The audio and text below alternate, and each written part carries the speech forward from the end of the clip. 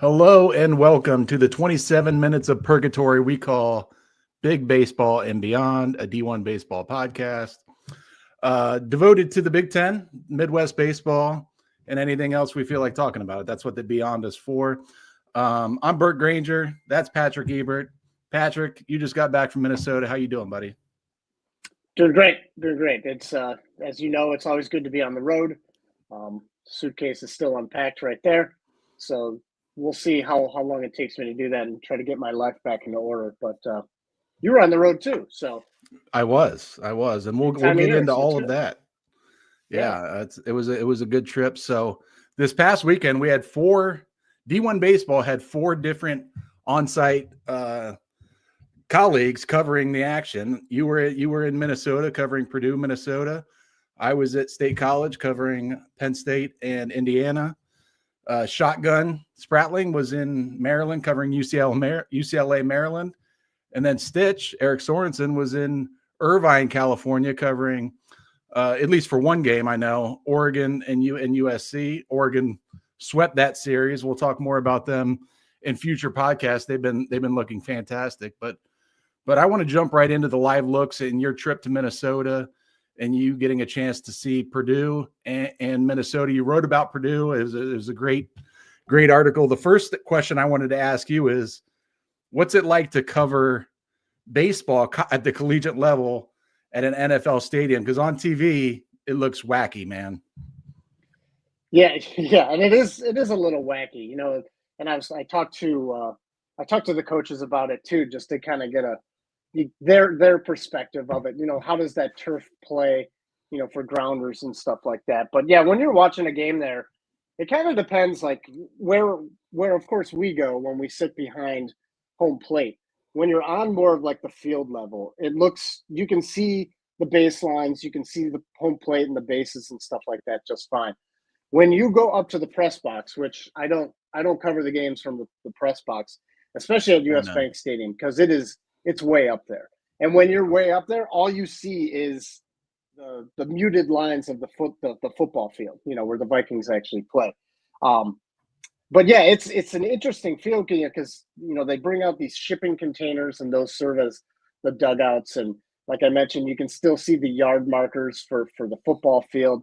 But I mean, like when you live in the Midwest and, you know, you don't get to watch baseball being played until April at the earliest a lot of times, you know, and even you were outside in Pennsylvania this weekend and I'm sure you froze your ass off. So you have that effect. And when you're inside US Bank Stadium, like you don't care what it looks like. You're just happy to be watching baseball. The players are just happy to be playing baseball. The coaches are just happy with all of that.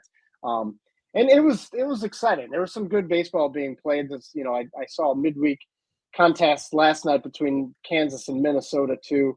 And it's a different atmosphere, to be sure. And yeah, even, you know, the scouts who commented on it too, but it doesn't alter their opinion on how they evaluate or anything, because the game of baseball is still being played. And to your point, the videos, which I would assume gives you a first person view of what you were looking at. Your videos were great. So it looked like you were able to get close enough and have a good seat. And I know you've covered games there in the past when they've had that Cambria College Classic and things like that. So to your point, you were able to get close enough. And once they say the national anthem and first pitch is underway, it looks like baseball. That's exactly it. Yeah. And I'm glad you thought the video looked great, because it's hard because you can only get so close in the angles. It's a pretty steep pitch down. You know, you're kind of looking down at the action, so you can't get, you know, like you and I both like to get closer to the field level so you can really see the trajectory of pitches. So I couldn't get that angle, but, you know, you and I know both feel very strongly, if nothing else, about just painting the picture of what's in front of us. And hopefully I was able to do that. So, yeah. Yeah. So tell me about the players, the teams, and what were your takeaways from Purdue and Minnesota then? Yeah. So Purdue won the first two games of the series over the weekend, and they're now 14-2. They lost Sunday's game I think they have a midweek contest against Butler tonight that hasn't been played. But Purdue looked good, and they've gotten off to these hot starts now for a few years in a row. And what really stands out first and foremost is their lineup, is their hitters. And Greg Goff, everywhere he's gone, he's had a very aggressive offense. And by aggressive, I don't necessarily mean like they're hacking, early in the count, because they're a very patient team, and they've really worked the Minnesota pitching staff every at bat. Even when they had what seemed like a comfortable lead late in the game, and you think they may kind of like swing early in the count to kind of get the ball back into their pitcher's hand to try to close it out.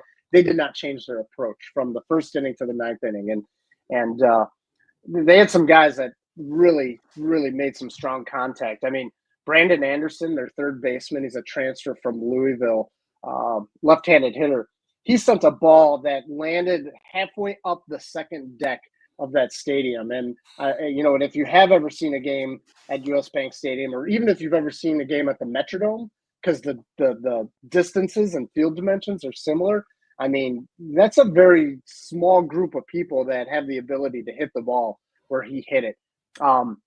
And he wasn't alone. Like Aaron Manias, their designated hitter on Sunday, hit like a rainmaker of a fly ball that just kept carrying and went out. And you heard it clank on that same second level, and you knew it was out.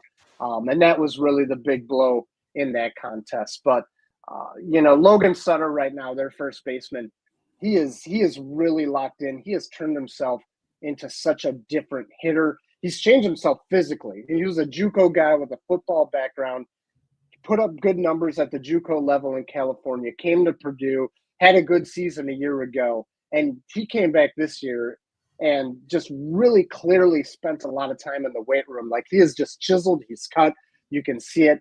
And just his at-bats, like he's being pitched to differently than everybody else, and he's looking to hit the ball up the middle when he's batting. But I mean, he has, I want to say, 5 home runs or something like that on the year. He's got RBIs in the 20s. After the first couple weeks of the season, I think he was second in the nation or second in the Big Ten in RBIs. He's hitting extremely well right now, and he's seeing the ball really well. Brandon Anderson, I already mentioned him. I think he's a guy you got to watch. Albert Choi was their leadoff hitter, center fielder.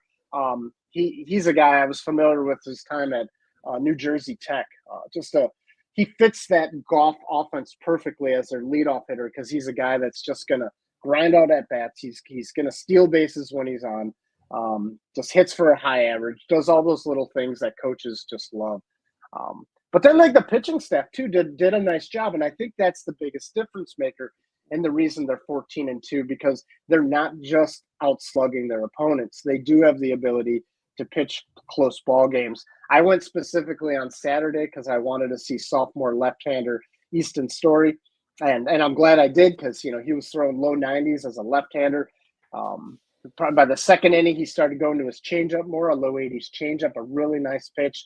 And then, like, the third inning, he started to find the feel for his breaking ball, which was, I think, a mid to upper 70s slider that he didn't throw consistently for strikes, but 3 to 5 of them looked really sharp. And if you can throw that many that sharp, at some point in his career, if he continues to work at it, that could also be a potential plus offering. So I was just impressed what I saw from Purdue, because and I'll just, to be perfectly transparent, I think a lot of us are just waiting to see as if this success is going to continue, right? But I'm going to give them the benefit of the doubt, because coming into the year, we didn't think we didn't know what to think of their pitching staff, and having seen enough of it now, like, it looks like something that can keep them competitive in the Big Ten all season long. And I read your article before this podcast. Go check it out. Midwest Connection talks about Purdue's hot start. And I can't remember if it was your words or Coach Goff's words when he talked about the quiet confidence that pitching coach Josh Newman brings to that pitching staff. Yeah. And as we've talked about, this guy knows the Big Ten. He pitched at Ohio State. He coached under Rob Cooper at Penn State, was the pitching coach there. Now he's the pitching coach at Purdue and doing a tremendous job. And that pitching staff seems to have responded to that quiet confidence. And I think that's a great set of adjectives to use for for what he brings to the table at Purdue. Yeah, I agree 100%. You know, and it's noticeable if you watch this Purdue team 3 and 4 years ago as compared to the last 2 seasons. You know, last year they had a good pitching staff. Going into the year, they didn't really know what they had because they had a lot of transfers. They've turned over that staff once again, and now at least through the early going, you know, they're 2 for 2 in remaking that staff into a successful unit. So again, when I mentioned talking about giving them the benefit of the doubt, you know, we're getting to that point with that club. There's certain teams or certain coaches you do that for. And certainly they're building that credibility in what they're able to do pitching wise. All right, so let's shift to the other dugout or the other shipping container. And what did you see out of Minnesota then? Yeah, so and I don't know if there are any tariffs on these shipping containers, but I wasn't there to give my political views. You know, Ty McDevitt, I talked to him yesterday actually, and I mentioned that home run by Brandon Anderson of Purdue, and after he hit that home run, like he did a pronounced bat flip, like he did that one of wrist flips, and the bat like spun, you know, probably 2 or 3 times, and he took his time going around the bases, and while he passed the second baseman, you could see him chirping a little bit, and it kind of caused a little bit of an altercation between the coaches. Coach Goff called a timeout, went and talked to his team.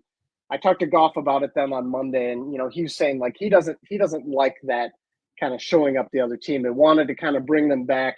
It was the top of the 9th inning. They had a commanding lead, but he didn't want his team to get like too ahead of themselves. And when he returned to like the third base coaching box, he and McDevitt had a few words with each other. And the scouts that were around me we were all saying and thinking the same thing. Like it was good to see because McDevitt's bringing his own personality to that program, to that Minnesota team.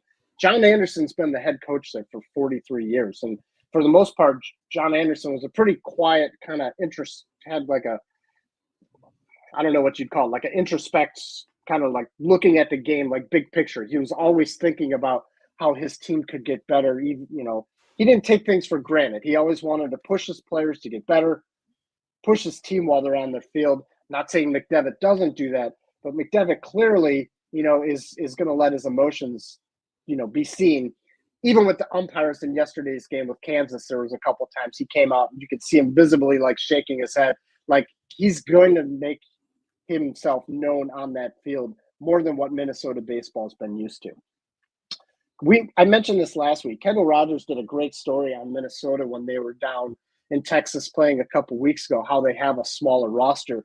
And right now they're dealing with some injuries. Like Jake Perry, you know, had a pinch hit grand slam against Arizona State last weekend. And this past weekend on Saturday, I saw him running the bases. He went from first to third on a single. And like, I'm surprised he made it. Like he can barely run right now, or at least, but it's getting better. And Josh Fitzgerald, who's one of their leading hitters a year ago, he's dealing with some type of lower, you know, like a leg issue of some kind. And they're a little banged up right now. They had the flu go through their team too, so they're dealing with that. When you have a smaller roster, that's hard. But you know, they responded Sunday well.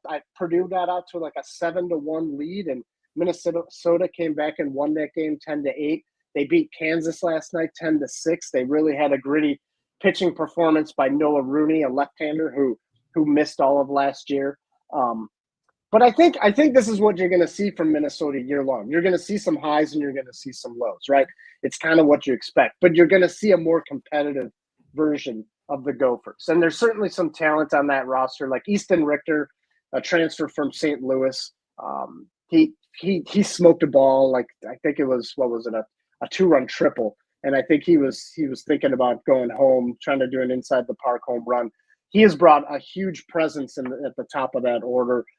Really solid defensive presence at second base too. I mentioned Jake Perry. Once he gets healthy, he's one of the best third basemen in the Big Ten. Pitching wise, you know, Kyle Remington looked really good on Saturday night. You know, he had to pitch around some trouble, got some shaky defense in the second inning, led to a couple runs. He settled down for a few innings after that and really did a good job of controlling that ball game. So there's some parts in there that you're going to like. And like I said, they're going to look good some days and they're going to look bad some days. And I think the biggest thing I'm interested to see is if they're going to finish the year as one of the 12 best teams in the Big Ten to go to Omaha to play in the Big Ten tournament, because it's been a few years now that they've been there. But they certainly are deserving. And if they get some momentum here, you know, they get healthy, they get all those things with that smaller roster, continue to gel, you know, they're going to be dangerous. They're going to be a tough team to beat. I think it's going to be competitive with those 12 spots in the Big Ten tournament. Yeah. And it's going to be fascinating to watch the last month of the season, because I think there's not going to be that many teams that are going to be, I think, out of the running at that point. I think there's going to be a lot of parity, and then we're going to see those teams from 9 to 15 be shifting and battling, and I haven't checked to see what the conference schedule looks like in the last month, but that'll be fascinating for us to watch, and I'm sure it'll have us pivoting from the places we thought we might be going to see, the teams we thought we might be going to see in May. Depending on records and series and matchups, we might be shifting and finding other places to watch baseball, and that's hectic, but it can turn into some fun weekends for us. Yeah, I remember 2 years ago we did the same thing. You and I, like, didn't we see something like 6 or 7 Big Ten teams over a weekend? Because we both hit a couple different locations, multiple spots, just because there were so many teams clustered, and that's when only 8 teams made the tournament. So it's fun when you get to that point in the season where, you know, it's a little more stressful when you don't know where you're going or what you're doing, but as long as it's a close enough drive, it certainly makes it more exciting and interesting. And to tag onto that, last year when there was only 8 teams, I think Penn State had to sweep Maryland in the final weekend to get into that field of 8. Yeah. And then they made it to the conference championship game. So that's a good segue for me to talk about the series that I was at. I'm complimenting my own segue there. Penn State in Indiana in Happy Valley. It was my first trip to Happy Valley for baseball in State College. And it's a beautiful area to watch baseball. Their ballpark is made to host regionals, and I think they will host regionals there in the not too distant future. And I'm excited to see that. But the backdrop is Mount Nittany. It's right next to the football stadium. It was spring break, so there weren't a lot of students there, and the noon doubleheader on a Friday didn't make for a capacity crowd. But I was there, and I had the stadium to myself to go get angles whenever I needed to. Which is always fun for me. So Penn State took 2 of 3 against Indiana. They're now 11-3 after beating Georgetown on Tuesday in a midweek game. Penn State kind of had blowout wins in game 1, and then game 3 was like 10-6, but at one point they had like a 10-3 lead in that game. And then they got run ruled in the second game. So it was kind of a tale of 2 different offenses. Both offenses really look like regional teams in terms of their offense, in terms of their lineups. The pitching, there weren't a lot of pitching highlights on either side, but I'll say this about Penn State and cue up the Dennis Green memes. They are who we thought they were. Their lineup from top to bottom is super old. They're super experienced. They're super competitive. They don't make it easy on Indiana. They didn't make it easy on Indiana pitchers for sure. Which is why there weren't many pitching highlights. A few pitching notes. Ryan DeSanto, the Friday guy for Penn State, he did look pretty good. He's a left-handed transfer from St. Joseph's. He's deceptive. He's really funky. He steps towards first base really, and then throws across his body to home plate. The fastball was pretty modest in terms of velocity. It was like 87 to 90. I think our own Aaron Fitt had him a little firmer on week 1 or 2, up like 92, 93. And it was cold. It was cold and windy. It was sunny, and it made for an offensive environment. But he got 12 swings and misses. He struck out 9 over 4 innings. The 12 swings and misses were all on the fastball, a pitch that he threw 80% of the time. Everything else that he threw was at least on this day, I would rate as below average. But the fastball has some interesting qualities to it. It's high spin, and then the deception.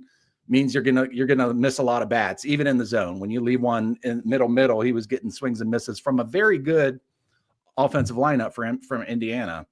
So I think he's going to be able to stack up with most Big Ten teams on Friday nights, and that's going to position them well. And then behind him, Mason Horwat was pitching really well for 3 weekends until this weekend. He only made it 2/3 of an inning, but mostly because he tweaked something trying to field a bunt.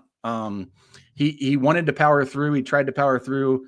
Coach Gambino said after the game, we're not going to mess around with that, obviously, in the first game of Big Ten play. I reached out today for an update. They don't have one yet on his medical, but keep an eye on that, because if he's not able to go, that obviously bumps everyone else up a spot, and that kind of changes the dynamic of this pitching staff who they're going to win with offense. Pitching needs to string it together and have some good relief appearances, which they did this weekend. But keep an eye on Mason Horwat. If he's able to go, it's better. If he's not, it's going to be a hurdle, because they have a team ERA of 6.50, near the bottom of the league. They're only ahead of Rutgers and Ohio State, who are really struggling on the mound. Now offensively, like I said, it's a relentless offense top to bottom. Mm-hmm.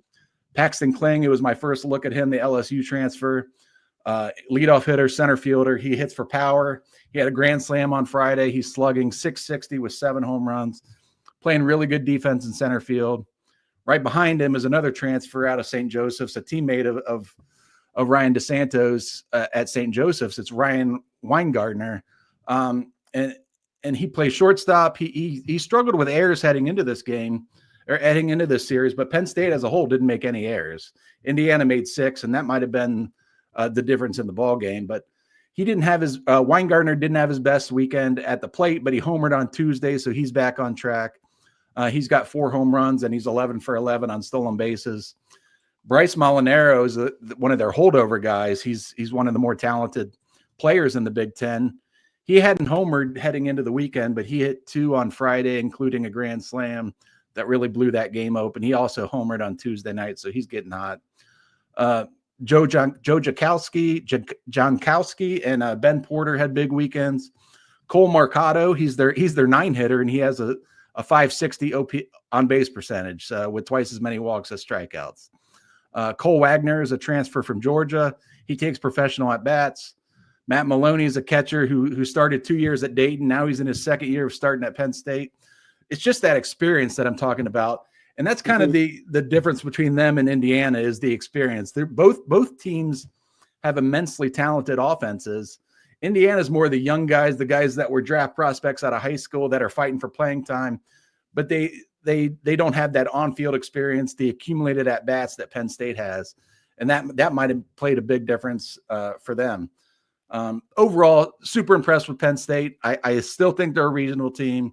Keep an eye on Mason Horwat and his health. They'll go to Northwestern this weekend, which I assume they'll be heavy favorites in that. Now, I wanted to ask you about DeSanto, because you mentioned that arm slot, and your video that you shared was perfect, because you mentioned him throwing 80% fastballs, which you don't see much, these days. Like pitchers are taught to almost to pitch backwards and to really use that secondary stuff. But I just find that fascinating, being the ace of the staff like that, and not having necessarily premium stuff, but clearly having premium, I guess, metrics, that allows that fastball to compete. And you mentioned him like going to the first base side, and it almost looked like he was like a pickoff move to first, and he ends up like pitching the ball. And it was like so strange, and I can't really remember if I've ever seen a left-hander throw quite like that. I don't know if I've seen it that prominent, but right. You're right. You're absolutely right. When there were runners on first base, they were constantly taking a step back to the bag as he's delivering towards home plate, which that's one way to neutralize the running game, obviously. Yeah. Like, you don't have to have a great pickoff move if the runner doesn't know if you're pitching or throwing over to first base, and they're caught flat-footed. So, and he is one of those experienced guys at St. Joseph. So, yeah, I don't think he's 80% fastballs in every game, but he does, the secondary stuff is more of a get me over. He throws a really slow looping 69-mile-per-hour curveball. That is, it's not something he's going to throw when he's ahead in the count 1-2 to try to get get someone to chase. That pitch is almost exclusively, in my opinion, a strike stealer early in the count. Boom, you're ahead 0-1, and then now you got an advantage and you got your whole repertoire to use. So that's where I saw more of it with most of the secondary stuff. The slider was a little better, and he had a changeup that I think he throws more often in other games. Maybe he just wasn't feeling it, or maybe it's just because the fastball was so effective at getting swings and misses. He looked like a pitcher that would be like, fastball with that kind of like cutting action, then change up with that exactly fading away action. So that's it's kind of what you expect before you ever see him. So yeah. And I'm a sucker for a left-hander with a good changeup. So, but and guys that can miss bats with their fastball. If you're going to go on to play at the next level, you need to be able to pitch off your fastball and pitch effectively. It's really rule number one, and it's as simple as that. Even for what I said before, like about pitching off their secondary stuff, I agree 100%. If you can't miss bats with your fastball, if you can't establish that early in a game, like, you're not going to have success. And I think it's really that simple. Exactly. In Indiana, they got 3 runs on them in 4 innings, I think. But yeah, there was more swing and miss than what I typically see from an Indiana team. And Indiana's bats got better as the series went on. Indiana, they're another team who they really are kind of who we thought they were. The position player group is really super talented. It's the best I've seen this spring in terms of just raw talent. They're going to score a lot of runs. They have experience in the lineup, but like I said, it's not as much as Penn State or Maryland, Michigan, these older teams that have a deluge of accumulated at bats. Indiana has, they have the high school draft prospects, or guys that were drafted out of high school, or guys that have been playing right away as freshmen. So, their 2 or 3 year veterans are only 20 years old as opposed to 23 years old in some of the other Big Ten dugouts. Some of that experience some of that inexperience for Indiana played out, I think, with the errors. That, again, 6 errors was kind of the difference in the game. Other things like, they were down a lot of runs and not taking hit by pitches. They're ducking out of the way and trying to get base hits, and that's not going to fly. You need to, when you're down 7-8 runs and you need base runners, get on base by any means necessary. So I think that's something that it's a part of the growing pains and that process of development at Indiana. It's just 2 different philosophies in player development. And Indiana they're going to play freshmen, and man, they played some good freshmen, which I'll get to in a little bit, that I think the fans in Bloomington should be really optimistic about, because it's like this every year, right? And then Indiana will have a very talented team. Though they might have returning starters, but those juniors are still going to have to battle against freshmen, and sometimes those freshmen win. And sometimes it's hard for those really talented guys to get on the field, which I'll get to in a second. On the pitching side, again, not a lot of pitching highlights for Indiana, just like Penn State. One guy who did emerge, and if you're a fan of the Big Ten, you'll know this name, is Ben Grable. We've known about him because he was at Northwestern for 2 years. He's been at Indiana now for 2 years. He sat out last year, and I think he sat out a few years ago at Northwestern too. He's going to be 23, I think, in May. But he's kind of emerged over the past 2 weekends as their most efficient arm. He's been up to like the high 90s in the past. This week it was 90. He was up to 94 maybe, but mostly pitching in that 92, 93 range. But he was also a reliever in the past. Really a 2-pitch guy previously. He's developed a splitter now, which has helped him turn over a lineup and he's got a starter's profile, because he was missing bats with the fastball, the slider, and then the split change. And I did notice, and I wasn't sure if he was preserving energy that he's being stretched out as a starter. But he would have played a big role for Indiana last year. I'm not exactly sure if that would have been starting or relieving before he got hurt, but when he was trying to put someone away, he was able to reach back for more. When he might have been sitting 92, 93, if he was trying to punch someone out, he would reach back and throw 94 up and in and maybe get a swing and miss there. Like there was more in the tank. He only has like 12 innings this year, so maybe they're stretching him out. But I almost, I don't know if he's going to be as good as Luke Sennard was a few years ago. He was a Big Ten pitcher of the year type candidate. But that year, Indiana made it to a regional final with really just one starting pitcher. It was Luke Sennard, and then he got hurt in the regional. I almost feel like, and I wouldn't be surprised if Grable gets moved up to their Friday guy as soon as this weekend. Cole Gilly, the Indiana State transfer, he threw on Sunday and looked pretty good, but he only went 4.5 for 4 1/3 or 4 2/3 innings. But he's a four-seam cutter guy, and those two pitches tunnel really well. He was getting a lot of swings and misses just on that combination alone. But I could see him as a reliable number 2 or number 3 starter as the year goes on. They just really need their bullpen pieces to step up. And again, it's a lot of young guys that really are getting used to college baseball, and it's part of the growing pain struggles. And Indiana, I think even last year at this time was around 500. So it's not time to push the panic button on them yet, but they really need someone to emerge and become a reliable bullpen piece for them, because they at least didn't have it this week. And I haven't seen their other games, but back to the lineup, the fun things to talk about with Indiana, because they're so loaded. Devin Taylor hit 500 on the weekend. What else is new? Like I see that. I continue to be impressed with his development ever since he was a freshman. And it's not like he was a diamond in the rough that I found. He's been lights out his entire collegiate career, was the Big Ten freshman of the year. He's going to give you quality at bats. There were times when he didn't hit the ball that hard this weekend, but he still got base hits and was able to put balls in play. And he doesn't miss many pitches. If you make a mistake to him, he is definitely going to punish it. And part of Taylor's success, I think, hinges on the guy batting in front of him, which is now Andrew Wiggins. Andrew Wiggins was a super talented high school guy, went to Indiana last year, was a part-time player, and had good stats from that perspective. Like an OPS over 1,000 and almost as many walks as strikeouts, I think. But he's a dude. Like when I saw him play this weekend, I'm like, he hits in front of Taylor. And this is not in-depth baseball analysis, but when you got a guy that's getting on base at a 600 clip or whatever Andrew Wiggins is, like he's leading the Big Ten in walks and as one of the national leaders. When he gets on in front of Taylor, the first baseman's holding Wiggins on. And then that opens the field wide open for Devin Taylor. Even if he rolls over one, it's getting through as a single, and Taylor's on third, and you got first and third with nobody out. And we saw that a couple times this weekend. The guys behind him didn't always knock him in, and that's something you're going to have to live with. But I talked to Coach Mercer after Friday's doubleheader, and he said Andrew Wiggins he hasn't noticed a player improve more in a 1 month period in his coaching career than Andrew Wiggins. Like, so whatever Wiggins is doing, he's putting the ball in play up the middle. He's not trying to pull things, which I think was part of the problem.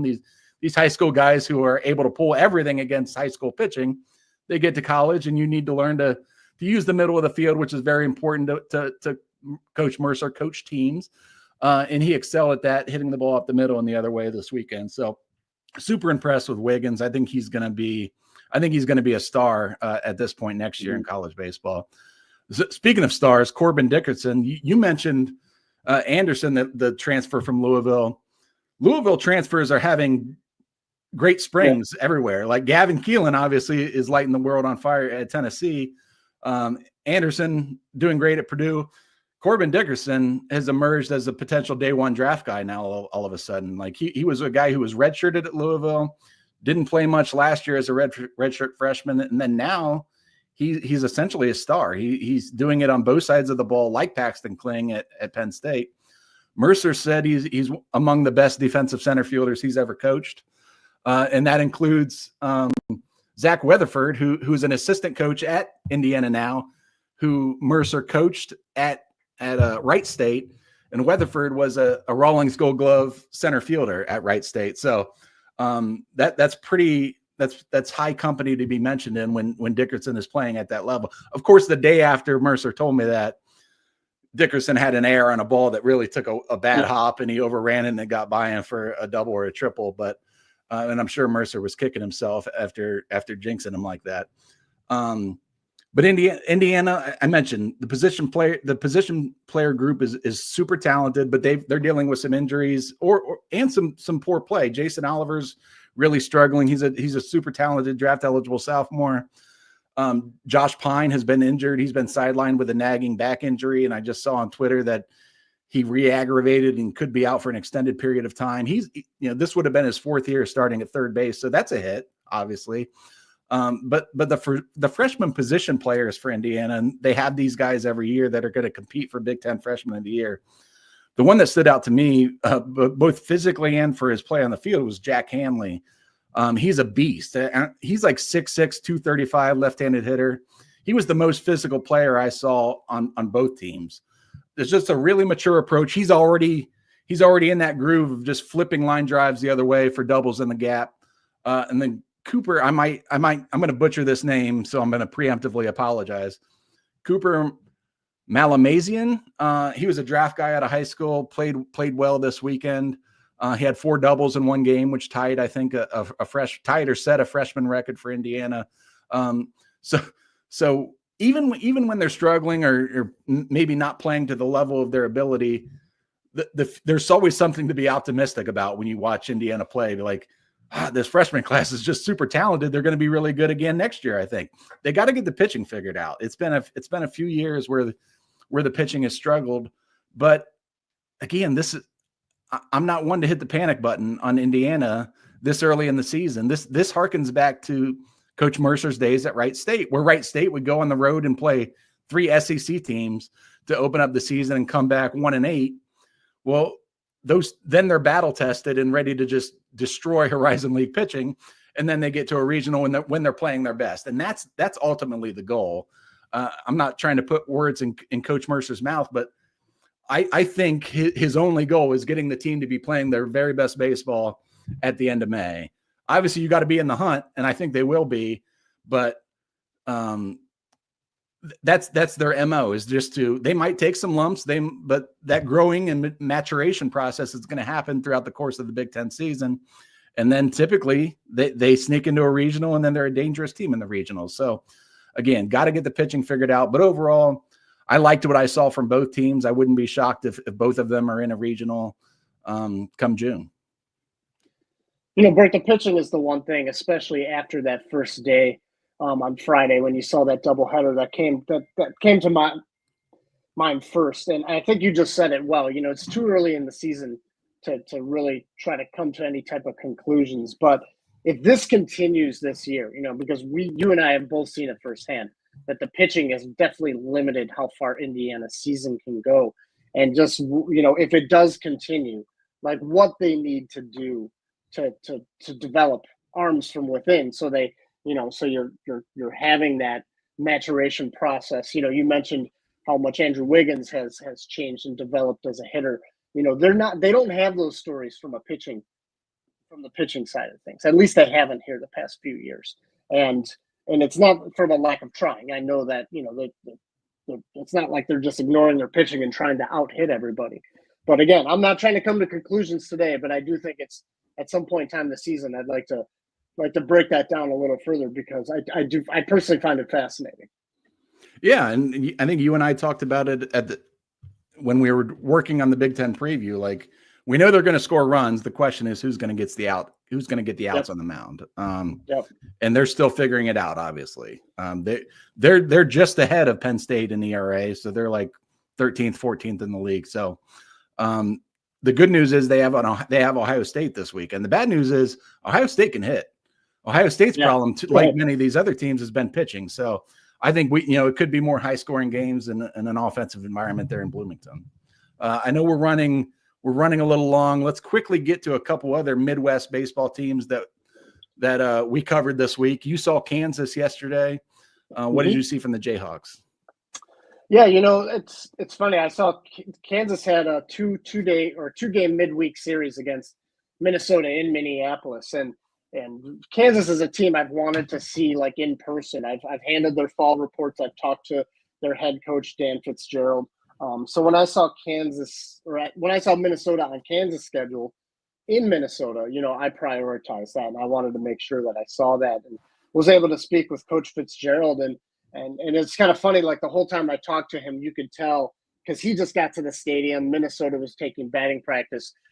He wanted to kind of lock in on Minnesota and get his eyes on them for himself, and you saw that kind of intense competition that he had that I hadn't sensed in talking over the phone, like when you're talking to him in the fall and hearing about his team where it's a little more conversational. And this time it was clear, like he had a task at hand that he wanted to address. But and that from getting that impression on Fitzgerald, the coach, who by the way is a Minnesota native, which adds a little more interest to the whole thing. And his Kansas club now, I believe, is 15-2, but they lost that first game largely because I think Minnesota just outplayed them, and Minnesota played a really well executed game. And you get to these midweek contests, you don't really know what you're going to get, especially from a pitching performance side of things. And while Kansas lost yesterday in the game that I was at, today they turn around and they win 29-1, and that's kind of sometimes what you expect from a midweek matchup. But in the third inning, they hit 5 home runs in a row. And I was actually texting back and forth with Kansas SID, and he was just saying, I don't think I've ever seen 5 home runs in a row. And I'm like, I've never seen 4 home runs in a row. Right. I think I've seen back-to-back-to-back, but this is incredible. And it really speaks to the firepower that they have on offense. They got this big, I think he's a right fielder. He's a big, strong, physical kid by the name of Jackson Hauge. And I want to say he was at like Minnesota State or something like that, one of those schools up north. But he'd go to the Northwoods League in the summer and just put up big power numbers. And Jackson, wherever he went to school last year, my apologies that I don't remember on the fly here, but I'm sure he won't mind because he hit 2 home runs today. He smoked this ball yesterday. That was a bases loaded, bases clearing double. Just a big physical kid. And he's not the only one. Like Brady Bollinger, trying to think who else they had. They got Brady Counsell, who played for the Gophers last year. That's Craig Counsell's son. Just a lot of offensive firepower. And as we mentioned on the podcast a couple of weeks ago, their pitching's been good too. I mean, and their ace is Dominic Vegele, and he hasn't been pitching as well statistically as he did his freshman year when he was the Big 12 freshman of the year. But talking to Coach Fitz yesterday, he was saying that actually Vegele is actually pitching better this year. He's learned some things, and it may not show up in like the ERA, but he believes over the course of the season, these things that he's learned is only going to help him continue to get better and better. And they got some depth there. That depth is going to be put to test, in midweek contests, which it always is with teams. But when it gets to the end of the year, when it gets to their Big 12 schedule, which starts this week at home against Baylor, they've been really tough, and when they're using a smaller, basic group of pitchers, they've been really competitive. And that offense has shown today in that 29 run scoring output, hitting 5 home runs in a row. Obviously that's an anomaly, but it gives you a sense of just what they're able to do. They had 8 guys, to your point about the offensive firepower. They had 8 guys that had multiple hits today. 2 guys hit 2 home runs. 2 guys had 7 RBIs. That's a stat builder that you expect to see when you're playing playing not a Big Ten team, not another Power 4 opponent. So just impressive offensive output by Kansas. So real quickly, I just want to mention I posted an article today on Ball State's Rich Maloney getting to the 1,000-win club. He's the 10th active head coach in D1 baseball to get 1,000 wins. Just a remarkable career. One of the all-time great coaches to cover. One of my favorite people that I've met in this game. He's been coaching for 30 years, 2 stints at Ball State, 1 at Michigan. Just cares so deeply about his players, and it's evident when you talk to him. I had a long conversation. It was a 45-minute conversation where I just said, "Hey, coach, how you doing?" And then he pretty much took it away from there. But I'll just rattle off some achievements because they're absolutely impressive. So 30 or more wins 26 times in 30 years, just 2 losing seasons. Those were his last 2 in Michigan. And then You've probably never been to Muncie, Indiana. It's a small town in Indiana of like 65,000 people. It's just remarkable that they are constantly churning out professional talent. Maloney has coached 17 big leaguers, and most of those, 11 of those came from Ball State. He's had 6 first rounders, all came from Ball State, including a 1-1 pick, Brian Burlington, who went to the Pirates. Brian Burlington, yeah. And Burlington was the only one of those 6 first rounders that was picked out of high school. The other guys truly developed at Ball State. Like Dre Jameson is one of the more recent ones. I remember seeing him at the Prep Baseball Report Super 60 before his draft day. And when you go to an event like that, like most of those commits are committed to the SEC, the ACC, the Big Ten. So it's not that common to see a Big Ten commit there. And he was an undersized right-handed pitcher who threw like 93 in high school or at that event. And then now he's throwing 100 miles per hour against Shohei Ohtani in spring training. So it's not just that Rich Maloney cares about his players. He has an eye for potential and development. He's 4th all time in MAC wins. His old coach at Western Michigan, Fred Decker, leads the way with 401 wins. Maloney's like 2 or 3 seasons away from getting there. And Maloney says he's going to do this as long as he's effective. And Decker, who Maloney says is like a second father to him, was in attendance on Tuesday for the Milestone. Oh, that's cool. Then lastly, I just want to mention the legacy that Coach Maloney has on the Big Ten, which is the primary conference that we cover. So as soon as the Milestone happened, I reached out to Jake Boss Jr. and Jeff Mercer, both of whom coached under Maloney for a period of time when he was at Michigan. And both of those guys were just couldn't say enough good things about the impact that Coach Maloney made on their careers and helped them turn into the coaches that they are today. So just cool to see good people in this game get rewarded for their hard work. And that's certainly what Maloney has done. I congratulate him, and I look forward to covering him as long as he wants to do this. So that's all I got on Maloney. You got anything? No, first and foremost, congratulations to Coach Maloney. He's one of those guys you think, you mentioned how you just say, hey, how you doing? And you talk for 45 minutes. I haven't had quite as many encounters with you, but same experience, and just how gracious he is with his time and his respect and his appreciation to be able to share his thoughts all stand out, and from covering baseball for as long as you and I have, he is truly just one of the best, especially when it comes to that. Just a great overall person, and I'm very happy for him. First time I ever met him was at a fall scrimmage. They were playing, I think, Wabash Valley, and I'm standing down the third baseline, and there weren't a ton of people there. It's Muncie, Indiana, right? But I'm standing down the third baseline. He's coaching third, and he sees me, and then comes over in between innings during the middle of the game, introduces himself. His wife's over there, introduces herself. It's just, and he's got a son who played at Ball State, who's now an assistant coach. Maloney talked about family being kind of the family and faith being the driving tenets of the way he lives his life and the way he coaches baseball. And that's just evident when you talk to him and you see him coach. So again, just super happy for him. So Patrick, I'm getting way long-winded, so we need to wrap this up. A little quick, just trivia thing for you. If you can name a movie that has Muncie, Indiana mentioned in it multiple times, does anything come to mind? No, I thought you were going a different direction, because as I was doing my Coach Maloney research, he was playing for the Durham Bulls when they were filming Bull Durham, but I don't think he's in the movie. So, but go ahead, tell me where was Muncie? It's the Coen Brothers Hudsucker Proxy.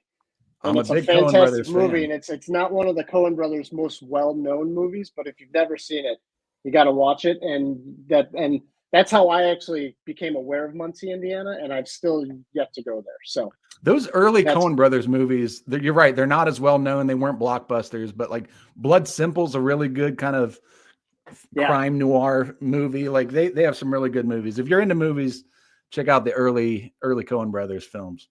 And Tim Robbins, you mentioned Bull Durham. Tim Robbins is the primary character in Hudsucker Proxy. Yes, he is. Yeah. All right, well, let's wrap this bad boy up. I'm going to be in Ann Arbor this weekend for a couple games. Michigan is hosting a USC team that got got swept by Oregon last weekend, but this will, and Michigan's coming off taking 2 or 3 out of from Illinois down in Vero Beach. So I think that'll be a good matchup. I view those two teams as being on a similar tier. So it'll be interesting to see how that shakes out. I think you're going to be at home on doing command center stuff, recharging your batteries. This weekend. That's correct. Yeah. Yep. So let's wrap it up. So thanks for joining us. Tune in next week where we'll have more compelling Big Ten and Midwest baseball content. He's Patrick Ebert. I'm Burke Granger. Thank you for watching.